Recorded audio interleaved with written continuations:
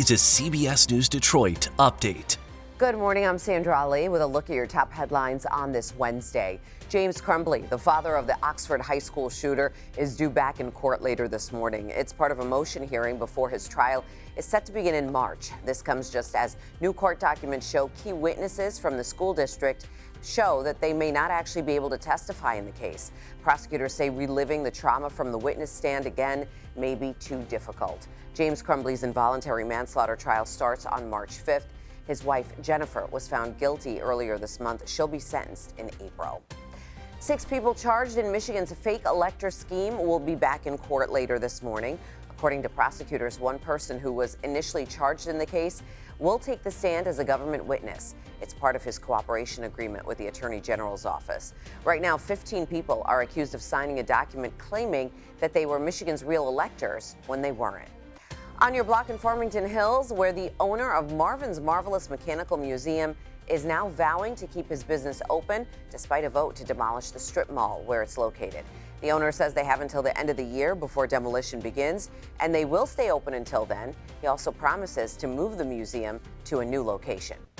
Rideshare drivers planning a Valentine's Day strike at 10 major airports. This all has to do with high costs and low pay. A group, Justice for App Workers, organized the strike. They're urging drivers not to pick up customers from airports today. Detroit Metro Airport, however, is not mentioned in that strike. A spokesperson for the company for Uber responding saying it didn't believe strikes will actually impact business. Contract negotiations continue this morning between flight attendants and 24 airlines.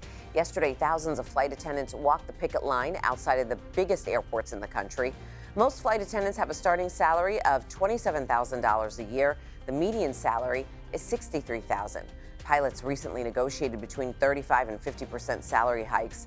U.S. Airlines last year posted a combined $10 billion in profit.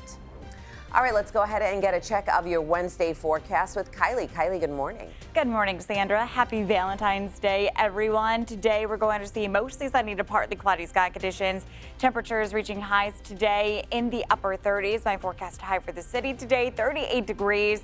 If you do have any dinner plans with your sweetheart, you can expect temperatures to be gradually falling through the middle 30s around dinner time, landing into the lower 30s by 8 p.m., again under a partly cloudy sky condition. So for today, everything looks great. Again, we are going to be seeing those cloud covers, that cloud cover, I should say, varying across the region. By 7 a.m. tomorrow morning, we are going to be monitoring a wintry mix. It is going to be starting off as snow, but then as we start to see some slightly warmer temperatures, especially for our southern zones, we're going to see that change over to rain very quickly. So we're going to be dealing with that rain-snow line between the I-94 and M59 corridors. But right now, I think anywhere south of the metro area, dealing with just rain. North of that wintry mix, and then north of I-69, it is going to be all snow, and the system is going to be out of here very quickly by the early afternoon. So less than an inch of snowfall possible across our southern zones, and that's because we're going to see more rainfall there. Mainly for our center areas, anywhere from Howell, Pontiac, and Mount Clemens, 1 to 2 inches of snowfall will be possible, and then 2 to 4 inches looking more likely for Lapeer County and Sanilac County. Locally, up to 5 inches will be a possibility with this forecast. So for your next weather 7-day outlook, temperatures for today reaching highs in the upper 30s, low 40s expected for tomorrow. Again, we are going to be dealing with that wintry mix. Thank you, Kylie. That's a look at your headlines. We'll be back later today covering stories that matter to you on air and streaming on the CBS News app and Pluto TV. Have a great day.